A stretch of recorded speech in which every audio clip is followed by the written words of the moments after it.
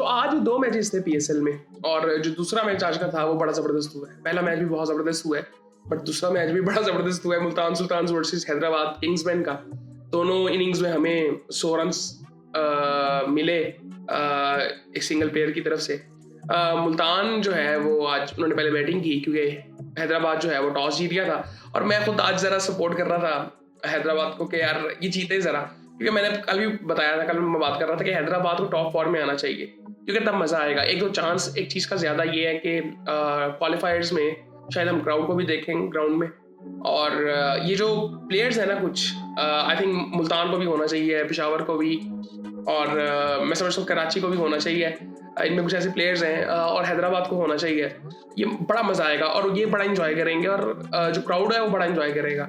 सो खैर देखते हैं। मुल्तान ने पहले बैटिंग की और एक अच्छा टोटल उन्होंने खड़ा कर दिया। हालांकि आखिरी 3 ओवरों में इतने रन्स नहीं हुए, लेकिन 213 रन्स बहुत ज़्यादा थे, अच्छे रन्स थे ये, और इसको डिफेंड किया जा सकता था बेसिकली। अब बात करते हैं इसके बारे में क्यों डिफेंड नहीं कर पा सके ये।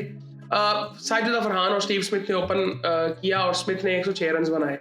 उसने 50 बॉलों में 106 रन्स बनाए, जबरदस्त इनिंग थी उसकी। 6 छक्के लगाए, 12 चौके लगाए, जबरदस्त शॉट्स लगा रहा था, मजा आ रहा था देख के। 66 रन जो है फरहान ने ही बनाए। फिर उसके बाद फिलिपीन ने 19 रन बनाए। तो खैर ये इनकी पार्टनरशिप बहुत बेहतर हो गई थी। 132 रन की इनकी पार्टनरशिप थी, फिर दूसरी विकेट 185 पे गिरती है।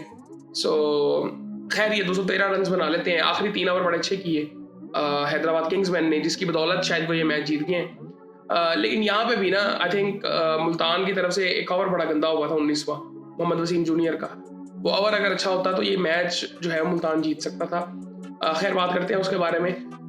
बॉलिंग की अगर बात करें हैदराबाद की तो 3 आउट किए हैं जी। आकिब जावेद ने 30 रन दे के 3 ओवरों में बॉलिंग अच्छी कर रहे थे हैदराबाद के बॉलर्स।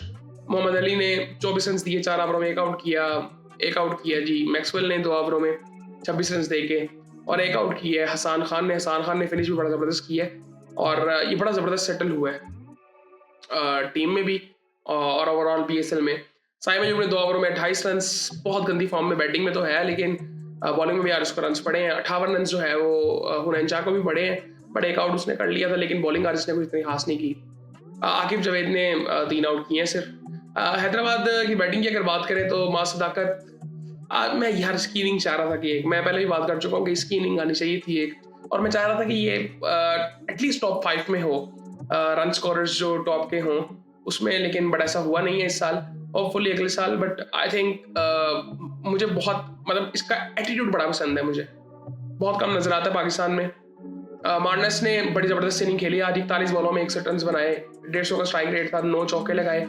इसको अपना गेम समझ आ गया कि मुझे किस तरह से T20 खेलना है। साइम अयूब को समझ नहीं आया अभी तक, और उसके साथ वही मसले शुरू हैं जो बाबर के साथ मसले शुरू थे। बाबर के साथ तो यार वो और भी बहुत से मसले थे कि वो जिस लेवल पे जा चुका था।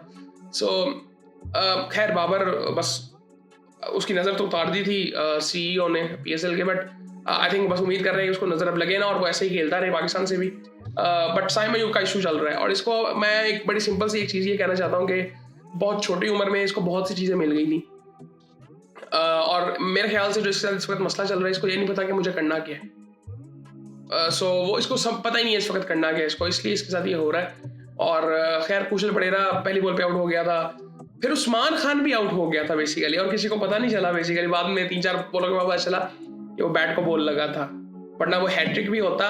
और उस्मान खान ने फिर पीएसएल की फास्टेस्ट सेंचुरी बना दी इस साल की। 101 रन उसने बनाए 47 बॉलों में और 10 छक्के उसने लगाए, 10 छक्के 5 चौके लगाए उसने, 214 का स्ट्राइक रेट, और उसने मैच को फिर साइड पे कर दिया। अब ये क्यों इंपॉर्टेंट था? इसलिए इंपॉर्टेंट था कि पहली विकेट 14 पे गिरती है, दूसरी 48 पे, तीसरी भी 48 पे गिर जाती है और चौथी भी 48 पे गिर जाती अगर वो रिव्यू ले लेते और हैट्रिक भी हो जाती। सो इस्माइल ने बड़ी अच्छी बॉलिंग की बेसिकली। सो मोहम्मद इस्माइल ने 3.3 ओवर्स में 41 रन उसने दिए, बट अच्छी बॉलिंग कर रहा था। 3 आउट किए इसने। 4 ओवरों में 33 रन दिए मोहम्मद इमरान रंधावा ने। पीटर सीडल ने 4 ओवरों में 39 रन दिए। आज थोड़ी सी इसको मार पड़ी, बट इसने एक बड़ा क्रूशियल ओवर किया था अपना, आखिरी ओवर जो था वो 2 जो आउट इसने किए ना वो मैच को चेंज कर सकते थे बेसिकली, और कर ही दिया था बेसिकली। और वो अगर 19वां ओवर अच्छा हो जाता वसीम जूनियर का, सो आई थिंक शायद इस वक्त मुल्तान जो है वो जीता होता। 3 आउट जो है सीडल ने भी किए और इसने इस्माइल ने भी किए। 4 ओवरों में 46 पड़े मोहम्मद वसीम को और 19 आखिरी ओवर जो इसने किया था 19वां अपना बहुत बुरा था। और जब से इसने वापसी की है ना, ये पाकिस्तान टीम में भी जब आया था, ये पुराना मुझे लग ही नहीं रहा बेसिकली। ये बहुत मसला है हमारे यहाँ पे, वो मैच्योरिटी बॉलिंग में नहीं नजर आती, जनरली प्लेयर्स के अंदर भी नहीं होती I think, but I think बहुत इमेच्योर लगते हैं अभी ये। खैर ये सूरत हाल है जी। दूसरे मैच की टेबल को थोड़ा सा यहाँ पे देखते हैं कि टेबल की क्या सूरत हाल है। टॉप पे इस वक्त पेशावर ज़ल्मी है, 9 में से 8 मैचेस जीते हैं अपने और 17 पॉइंट्स के साथ बेसिकली, क्योंकि वो मैच कोई हारे नहीं थे।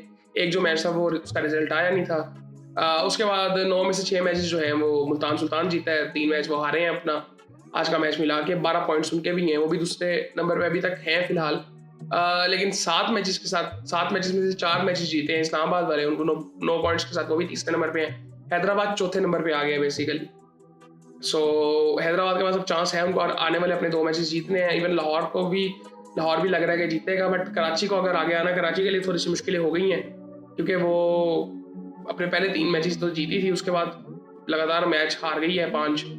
सो कराची को अब थोड़ा सा देखना, और कराची के लिए मुश्किलें अब बढ़ गई हैं बेसिकली। आई थिंक मुझे तो यहाँ पे लग रहा है कि शायद कराची क्वालिफाई कर ही ना सके।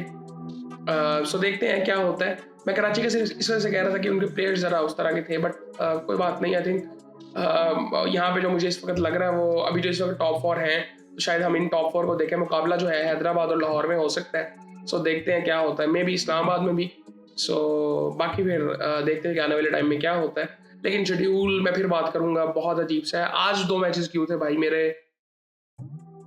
आज दिन क्या था भाई? बुध वाले दिन 2 मैच।